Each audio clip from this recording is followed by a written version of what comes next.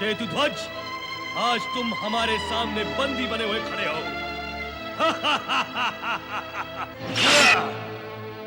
और तुम्हारी मृत्यु मेरे हाथ में है। क्षमा करें महाराज,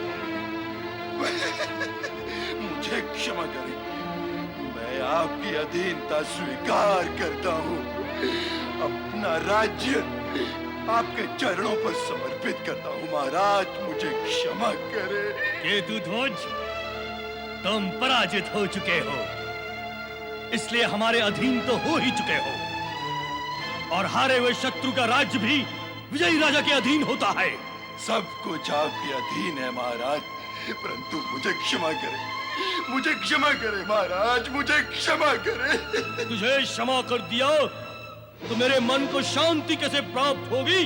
क्षमा कर देने से तो मन को असीम और परम शांति प्राप्त होती है महाराज। मुझे क्षमा करें, मुझे क्षमा करें। नहीं, जब तक हम तुम्हारे मस्तक को तुम्हारे धड़ से पृथक नहीं कर देंगे, तब तक हमारे मन को शांति नहीं मिलेगी। नहीं, नहीं, नहीं, नहीं।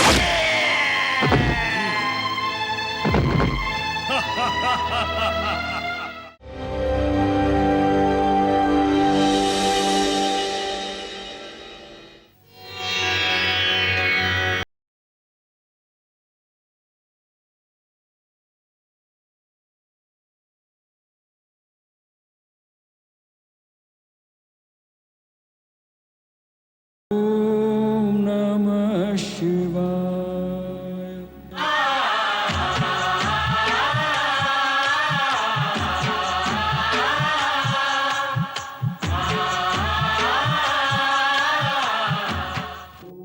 मैं ओंकार हूं। मुझे हर रूप में देखा जा सकता है। ज्ञानियों के लिए निराकार और भक्तों के लिए साकार हूं। मैं ओंकार हूं। नारद आकाश मार्ग से जाते हुए देखते हैं कि ऋषि गौतम अपनी पत्नी अहिल्या सहित धरती पर पड़े अकाल से मुक्ति के लिए वरुण देव की उपासना और आवाहन कर रहे हैं। गगन विहार करते हुए इंद्र व इंद्राणी को नारद प्रताड़ित करते हैं। वरुण देव को भी कर्तव्य बोध कराते हैं। वरुण देव गौतम ऋषि के पास जाकर जल कुंड प्रदान करते हैं, किंतु वहां के ऋषियों की पत्नियां इसी विषय को लेकर अपने अपने पतियों पर व्यंग बाण चलाती हैं। यहां तक के कुंड पर जाकर विवाद भी उत्पन्न करती हैं। नमः शिवाय, ओम नमः शिवाय, ओम नमः शिवाय, ओम नमः शिवाय, ओम नमः शिवाय, ओम नमः शिवाय। ऋषि गौतम और उनकी पत्नी अहिल्या ओम नमः शिवाय, ओम नमः शिवाय, ओम नमः शिवाय, ओम नमः शिवाय, ओम नमः शिवाय, ओम नमः शिवाय। नारायण नारायण। ओम नमः शिवाय, ओम नमः शिवाय, ओम नमः शिवाय, ओम नमः शिवाय, ओम नमः शिवाय, ओम नमः शिवाय, ओम नमः शिवाय, ओम नमः शिवाय, ओम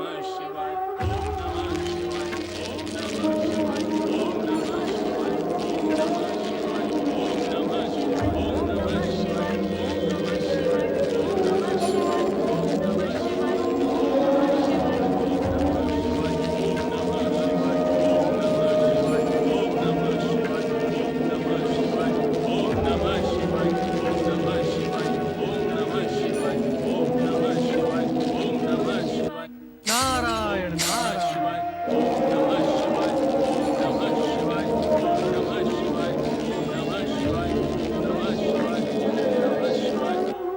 शिव लीला को कौन समझ सकता है? नारायण नारायण, नारायण नारायण। ओम नमः शिवाय। कहो ना, कहाँ लीला रचाए हो? प्रभु, आपकी रचाई लीलाएं इतनी व्यापक हैं कि नारद लीला को गति मिलने की कोई संभावना ही नहीं। मैं आपकी अद्भुत लीला देखकर आ रहा हूँ। पता नहीं ब्रह्मदेव ने तुम्हारा नाम नारद क्यों रख दिया। तुम्हारा नाम तो लीलाकारी और लीला दर्शक होना चाहिए था। आप बताओ तुम क्या देख कर आए हो? माता, अत्यंत दारुण दृश्य देखा है मैंने। कहो तो, क्या देखा है तुमने? वाणी साथ नहीं दे रही भोलेनाथ। ऋषि गौतम और उनकी पत्नी अहिल्या को गौ हत्या के झूठे आरोप में कठोर प्रायश्चित करना पड़ रहा है। किसने लगाया है उन पर गौ हत्या का झूठा आरोप? सह्याद्री क्षेत्र के ऋषियों और उनकी पत्नियों ने। ये तो अनर्थ है। अन्याय है माता, अन्याय। और ये अन्याय भगवान भोलेनाथ बैठे बैठे देख रहे हैं। नारद, जगत के साधारण प्राणियों को जो न्याय अथवा अन्याय की स्थिति दिखाई देती है, वो मूल रूप से विधि की रचना होती है। गौतम और अहिल्या धर्म के मार्ग पर नए कीर्तिमान स्थापित कर रहे हैं। प्रायश्चित नाम की इनकी रचना पूर्ण होते ही दोनों का नाम धार्मिक जगत में अमर हो जाएगा और दोनों सर्वोच्च यश के भागी होंगे। वो कैसे भोलेनाथ? नारद, दूसरों को धीरज धारण करने का उपदेश देते रहते हो, कभी कभी ये कार्य स्वयं भी कर लिया करो। नारायण नारायण।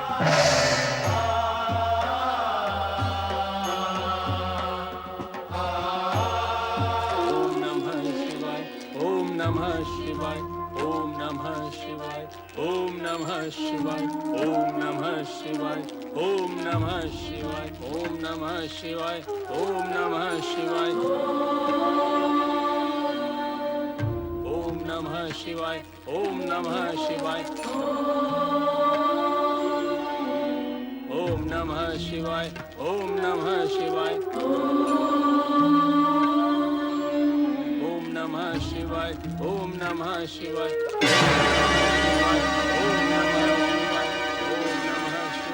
ओम नमः शिवाय, ओम नमः शिवाय, इतनी आराधना करने पर भी तुम्हें फल प्राप्त नहीं हो रहा है। होगा कैसे? गौहत्या के पाप के कारण सारी तपस्या व्यर्थ हो चुकी है। यदि तुम्हारा प्रायश्चित पूर्ण हो गया होता तो गंगा यहाँ अवश्य अवतरित हो जाती। अब तो तुम्हें यहाँ रहने का कोई अधिकार नहीं है। चले जाओ यहाँ से।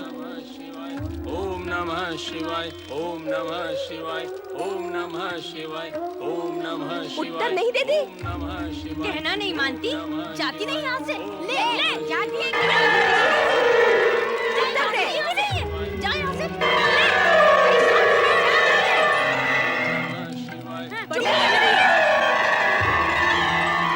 ओम नमः शिवाय, ओम नमः शिवाय, ओम नमः शिवाय, ओम नमः शिवाय, ओम नमः शिवाय, ओम नमः शिवाय। महर्षि गौतम, नमः शिवाय, सती अहिल्या नमः शिवाय। हाँ? भगवान शिव। माता पार्वती, तुमने शांत मन से समस्त प्रतिकूल परिस्थितियों और विपदाओं का सामना किया है और हमारी आराधना की है। हम तुमसे अति प्रसन्न हैं।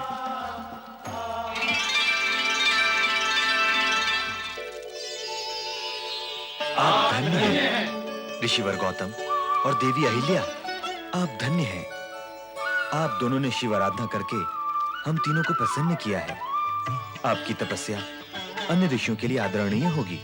आपकी शिव आराधना हम तीनों को प्राप्त हुई है, इसलिए आप हम तीनों से वरदान प्राप्त करने के अधिकारी हैं। बिना मांगे ही सब कुछ प्राप्त हो गया।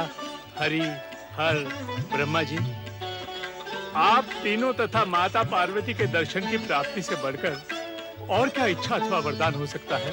किंतु परमपिता, ऋषियों के निर्देशानुसार हमारा प्रायश्चित तभी पूर्ण होगा जब हम गंगा जल से स्नान करेंगे। आपसे प्रार्थना है कि हमें गौ हत्या के पाप से मुक्त करने के लिए गंगा मैया को यहाँ प्रकट करें। देवी अहिल्या, गौ हत्या का पाप जिसकी आप चर्चा कर रही हैं, वह तो आप पर आरोपित किया गया है। वह तो इन ईर्ष्यालु व धृष्ट ऋषियों व उनकी पत्नियों का षड्यंत्र था, जिन्होंने ऋषि गौरव को कलंकित किया है। देवेश्वर, इन पापियों को उचित दंड अवश्य दे। नहीं देवेश्वर, ये दंड के भागी नहीं हैं, हमारे धन्यवाद के पात्र हैं। यदि ये हमें प्रायश्चित करने के लिए प्रेरित नहीं करते तो हमें आप त्रिदेवों के दर्शन कैसे प्राप्त होते। इनकी कृपा के परिणाम स्वरूप ही हमें आपकी कृपा तथा दर्शन प्राप्त हुए हैं। इन्हें क्षमा कर दें भगवान, इन्हें क्षमा कर दें। क्षमा करें प्रभु, क्षमा करें। हम सब अपनी भूल स्वीकार कर रहे हैं। माता पार्वती, भगवान सदाशिव, हमारा प्रायश्चित तब तक अधूरा है जब तक यहाँ गंगा प्रकट नहीं होती। ऋषियों की मान्यता के अनुसार गंगा के पावन जल के स्पर्श से ही हमारी पूर्ण शुद्धि होगी। अतः जनहित में गंगा अवतरण करें प्रभु। आप महान हैं महर्षि गौतम। सहनशीलता और क्षमाशीलता की प्रतिमूर्ति हैं आप। अहित और शत्रु भाव रखने वाले के प्रति तो प्राणी हिंसक हो उठता है, किंतु आपने प्रेम, सहनशीलता, क्षमा भाव और लोकहित का जो आदर्श प्रस्तुत किया है, जगत उससे शिक्षा ग्रहण करता रहेगा। ये भी आपकी कृपा का ही परिणाम है भगवान। देवी गंगा प्रकट हो, देवी गंगा प्रकट हो, देवी गंगा प्रकट, देवी गंगा प्रकट, देवी गंगा प्रकट, देवी गंगा प्रकट।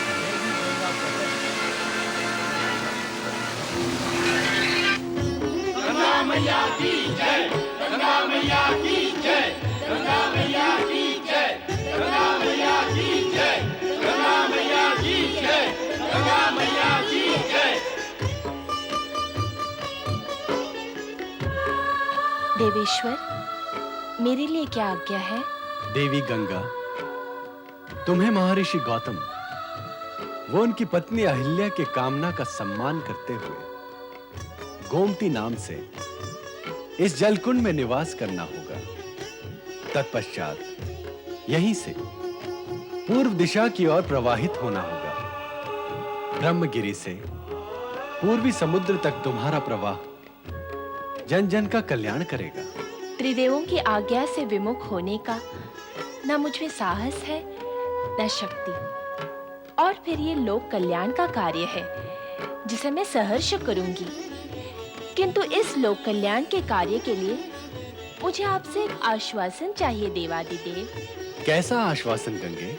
यही कि आप तीनों देव ब्रह्मा, विष्णु और महेश्वर माता पार्वती सहित गौतम ऋषि द्वारा आराधित इस शिवलिंग में सदा सदा के लिए निवास करें। अवश्य, हम तुम्हारी ये सद्भावनापूर्ण कामना अवश्य पूर्ण करेंगे। हम तीनों देव पार्वती सहित इस शिवलिंग को अपनी अपनी ज्योति प्रदान करते हैं।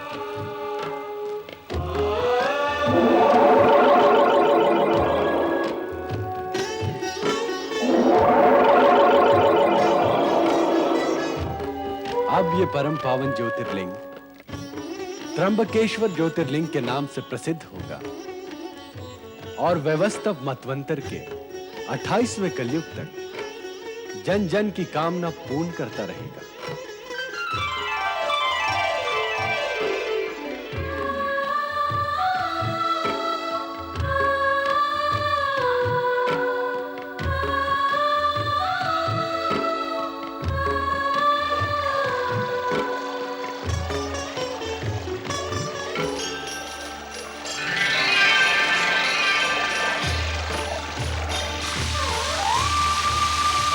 शिव शंकर की जय, परम पिता ब्रह्मा की जय, श्री हरिहर विष्णु की जय।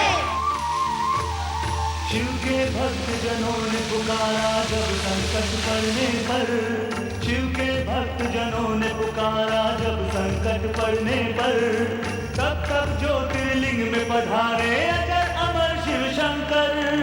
अजर अमर शिव शंकर, अजर अमर शिव शंकर, अजर अमर शिव शंकर, अजर अमर शिव शंकर, अजर अमर शिव शंकर, अजर अमर शिव शंकर, अजर अमर शिव शंकर, अजर अमर शिव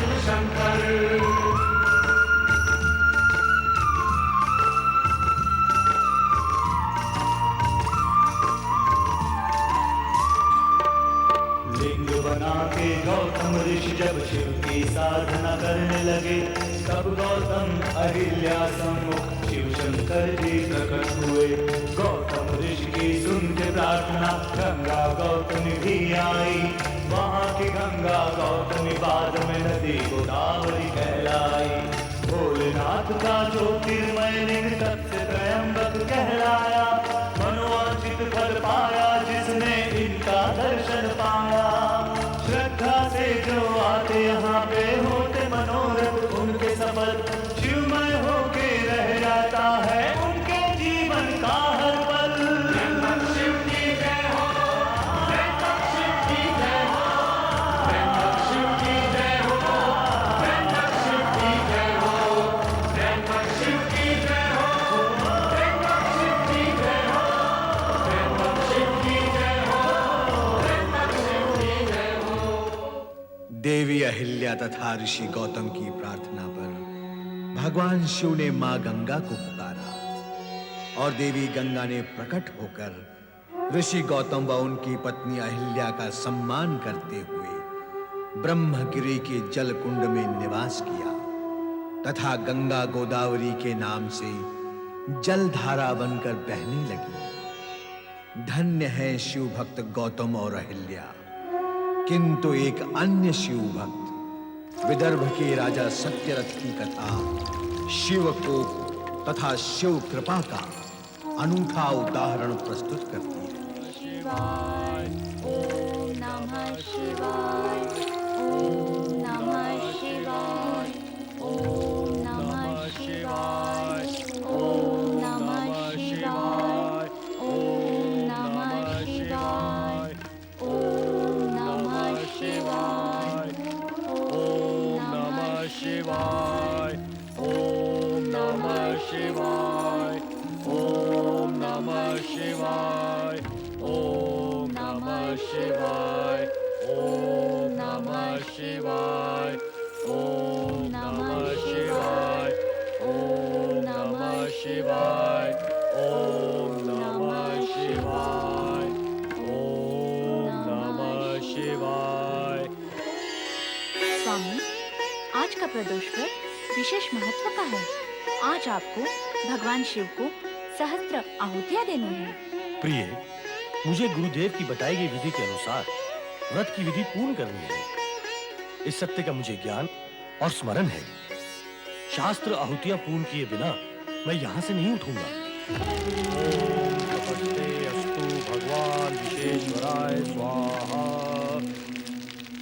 ओम महादेवाय स्वाहा। ओम सदाशिवाय स्वाहा। ओम नागेश्वराय स्वाहा। ओम सर्वेश्वराय स्वाहा। महाराज सत्यरथ की जय, महाराज सत्यरथ की जय, महाराज सत्यरथ की जय। महाराज, हम आपके कट्टर शत्रु केतु ध्वज को बंदी बना लाए हैं। रुक जाइए स्वामी। महारानी, हमारा कट्टर शत्रु अब हमारे वश में है। हम इसी समय उसका शिरोच्छेद कर प्रतिशोध की अपनी ज्वाला को शांत करेंगे। स्वामी, प्रदोष व्रत का त्याग कर उठ जाना उचित नहीं है। पहले आप पूजा पूर्ण करें, तत्पश्चात ही कोई अन्य कार्य करें। नहीं महारानी, शत्रु सामने है, प्रतिशोध की भावना भीतर है। हम 1000 आहुतियां देने तक धैर्य धारण नहीं कर सकते। जब तक हम अपने शत्रु का कटा सर नहीं देख लेते, हमारी क्रोधाग्नि शांत नहीं होगी। रुक जाइए स्वामी, रुक जाइए। प्रभु, मेरे स्वामी आपकी पूजा अधूरी छोड़कर चले गए हैं। पूजा अधूरी छोड़ना महापाप है। मेरे पति के इस पाप को क्षमा करें प्रभु। केतु ध्वज, अब महाराज सत्यरथ तुम्हें जीवित नहीं छोड़ेंगे। मृत्यु के मुख में जाने से पूर्व भगवान का स्मरण कर लो। केतु ध्वज, आज तुम हमारे सामने बंदी बने हुए खड़े हो। और तुम्हारी मृत्यु मेरे हाथ में है। क्षमा करें महाराज, मुझे क्षमा करें। मैं आपकी अधीनता स्वीकार करता हूँ। अपना राज्य आपके चरणों पर समर्पित करता हूँ महाराज, मुझे क्षमा करे। केतुध्वज, तुम पराजित हो चुके हो, इसलिए हमारे अधीन तो हो ही चुके हो, और हारे हुए शत्रु का राज्य भी विजयी राजा के अधीन होता है। सब कुछ आपके अधीन है महाराज, परंतु मुझे क्षमा करे, मुझे क्षमा करे महाराज, मुझे क्षमा करे। तुझे क्षमा कर दिया तो मेरे मन को शांति कैसे प्राप्त होगी? क्षमा कर देने से तो मन को असीम और परम शांति प्राप्त होती है महाराज, मुझे क्षमा करे, मुझे क्षमा करे। नहीं, जब तक हम तुम्हारे मस्तक को तुम्हारे धड़ से पृथक नहीं कर देंगे, तब तक हमारे मन को शांति नहीं मिलेगी। नहीं, नहीं, नहीं,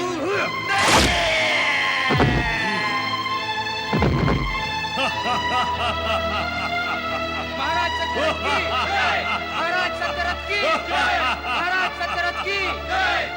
महामंत्री, आज्ञा दे महाराज। हमारा कट्टर शत्रु केतुध्वज समाप्त हो गया है। प्रकट सत्य है महाराज। महारानी, महारानी, महारानी, हाँ स्वामी। आज हमारे जीवन का सबसे अधिक हर्षमय दिन है। आज हम बहुत प्रसन्न हैं।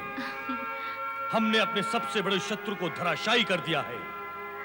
अपने इन्हीं हाथों से हमने अपने जन्मजात शत्रु का वध किया है। हाँ स्वामी, आज आप अत्यधिक प्रसन्न हैं। क्यों ना हो प्रसन्न? केतुध्वज ने वर्षों हमें चैन से सोने नहीं दिया। जीवन भर जो मन में कांटा चुभता रहा, वो आज निकल गया है। आज हम चैन की नींद ले सकेंगे। सत्यरथ, तेरे और तेरी महारानी के भाग्य में आनंद कहां? केतुध्वज का ये पुत्र वृषध्वज मृत्यु बनकर तेरे वंश को निगल जाने के लिए विकल है।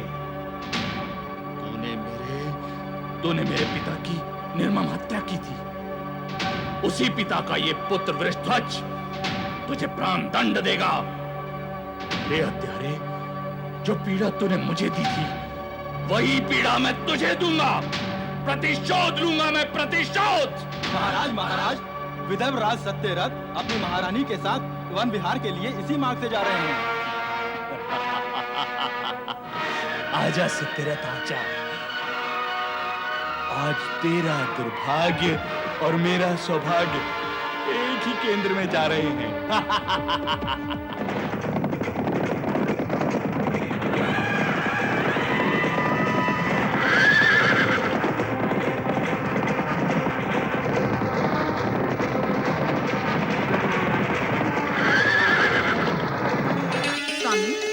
विदर्भ राज्य का युवराज और आपका उत्तराधिकारी शीघ्र ही जन्म लेने वाला है।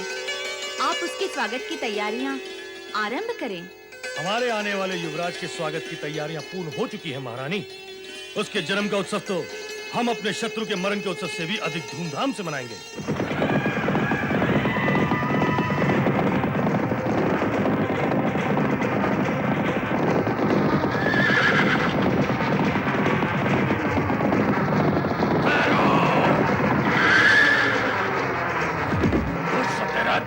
नीचे उतर।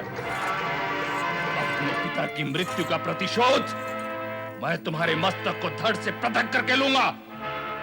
तभी मेरी आत्मा को शांति मिलेगी, और मुझे आत्मा की शांति चाहिए। क्षमा करो, क्षमा करो वृषध्वज, मुझे क्षमा करो, मुझे क्षमा करो, मुझे क्षमा करे, मुझे क्षमा करे, क्षमा करो वृषध्वज, मुझे क्षमा करो, मुझे क्षमा करे महाराज,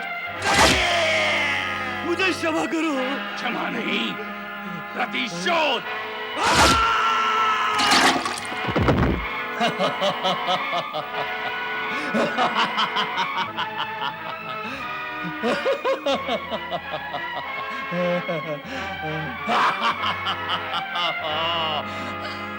सुरथा कहाँ गई?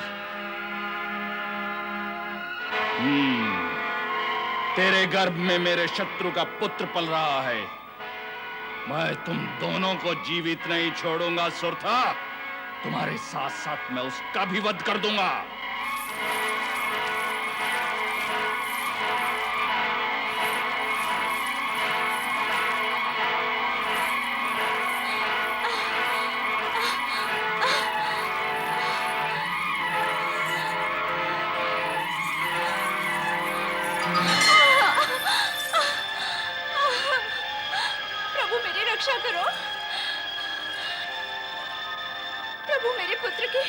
शत्रु से रक्षा करो। भोलेनाथ, भोलेनाथ, मैं तुम्हारी शरण में आई हूँ। भोलेनाथ,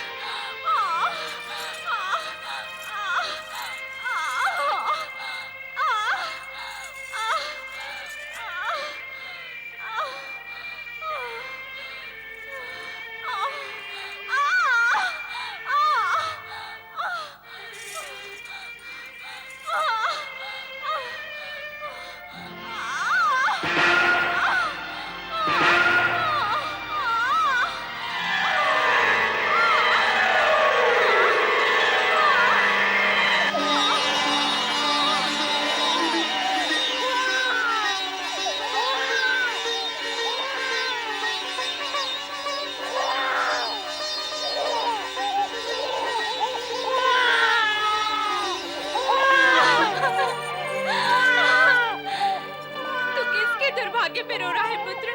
अपने या मेरे? जिसे देखकर तुम्हें प्रसन्न होना था, अब वे जीवित नहीं रहे।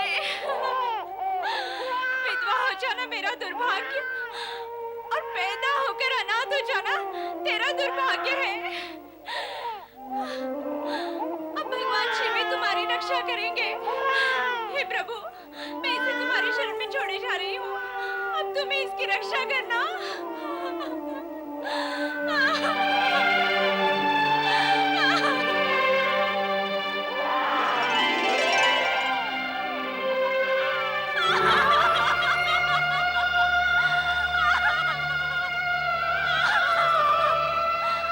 आपने देखा ना स्वामी?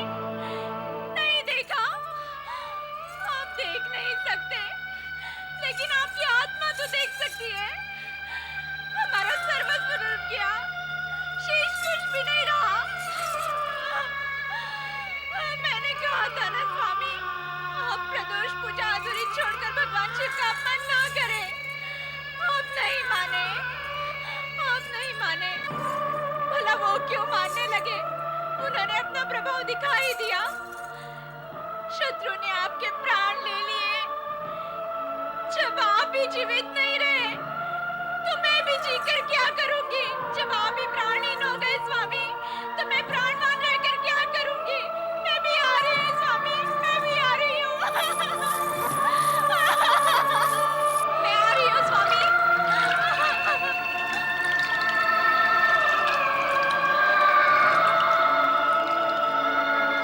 नारायण नारायण नारायण, श्रीमन नारायण नारायण नारायण।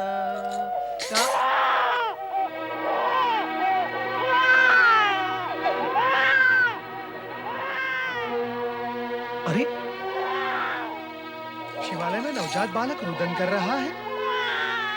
नारायण नारायण। भोलेनाथ, कैसी लीला है ये आपकी? प्राणी शिवालय में आपकी शरण में आता है रुदन से मुक्त होने के लिए, किंतु यहाँ एक नवजात बालक आपकी शरण में रुदन कर रहा है। नारायण नारायण। हे भोलेनाथ, इस नवजात बालक का रुदन मुझसे सहन नहीं होता।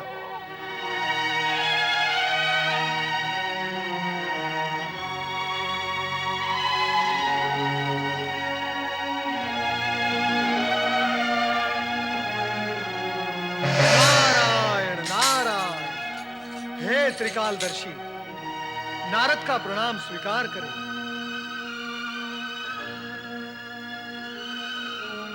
आज तुम्हारे स्वर में उत्साह और उल्लास नहीं, पीड़ा है नारद।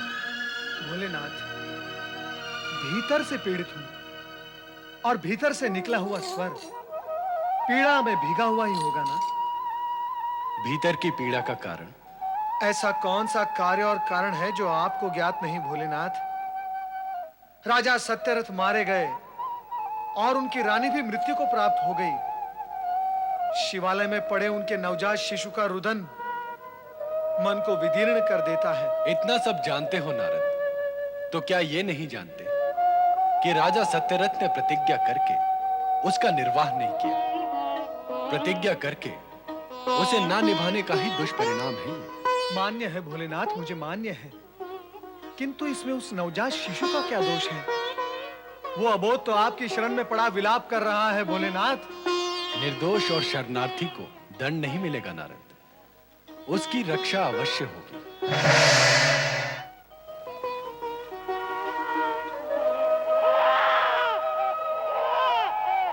अरे, ये किसका बच्चा रो रहा है शिवालय में?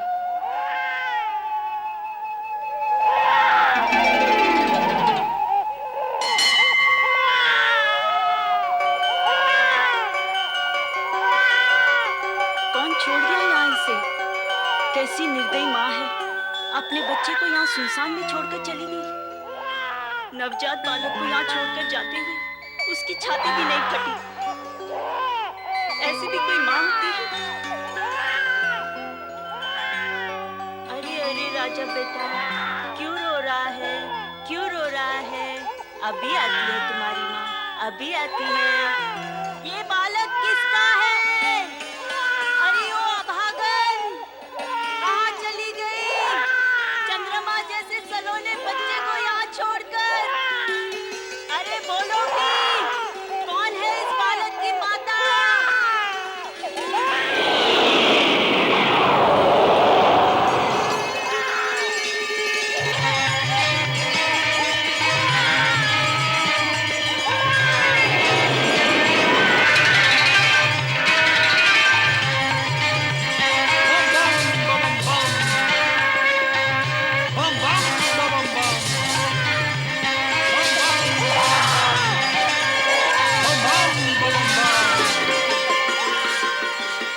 प्रणाम महाराज। देखिए महाराज, ये बालक मुझे यहाँ पड़ा हुआ मिला है। ये कौन है मैं नहीं जानती, इसकी माता कौन है मैं ये भी नहीं जानती। आप यहाँ रहते हैं, आपको ज्ञात होगा, बताइए महाराज, ये बालक किसका है? इसकी माता कौन है? देवी, अब तुम ही इसकी माता हो। मैं इसकी माता? मैं तो जानती भी नहीं कि ये बालक है कौन। ये स्वर्गीय राजा सत्यरथ का पुत्र है। राजा ने प्रदोष पूजा की अवज्ञा कर उसे अधूरा ही छोड़ दिया था। उसी अपकर्म के कारण इसके माता पिता को मृत्यु का मुख देखना पड़ा। बम बम बम बम। किंतु तुम्हारे लिए यह चिंतामणि रत्न के समान सौभाग्यशाली सिद्ध होगा। अब तुम पुत्रवत इसका लालन पालन करके अपने पुत्र के साथ साथ इसे भी पुत्र का ममत्व व स्नेह प्रदान करो। बम बम बम बम। महाराज, मैं बहुत समय से आप जैसे महात्मा की खोज में थी। वो किस लिए देवी? मैंने अब तक अपने पुत्र का नाम नहीं रखा है, उसे केवल लल्ला कहकर पुकारती हूँ। आप मेरे पुत्र का कोई अच्छा सा नाम रख दीजिए महाराज। बम बम बम बम। विधाता भी कैसे संयोग बनाता है, मुझे यहाँ भेज दिया तुम्हारे इन दोनों पुत्रों का नामकरण करने के लिए। तो फिर बताइए महाराज इनके नाम। तुम्हारे इस बड़े पुत्र का नाम है शुचिव्रत। शुचिव्रत? हाँ, और छोटे का जो तुम्हारी गोद में है, इसका नाम होगा धर्मगुप्त। इन दोनों का लालन पालन करने में तुम्हें कोई कठिनाई नहीं होगी। बम बम बम बम। आपकी कृपा और उपकार से आज मेरा एक बड़ा कार्य पूर्ण हुआ है महाराज। तुम्हारा कल्याण हो देवी। बम बम बम बम। बम बम बम बम। बम बम।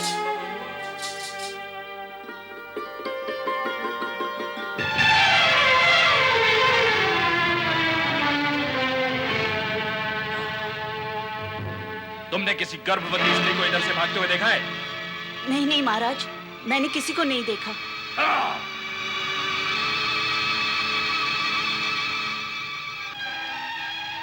ओम नमः शिवाय, ओम नमः शिवाय, ओम नमः शिवाय।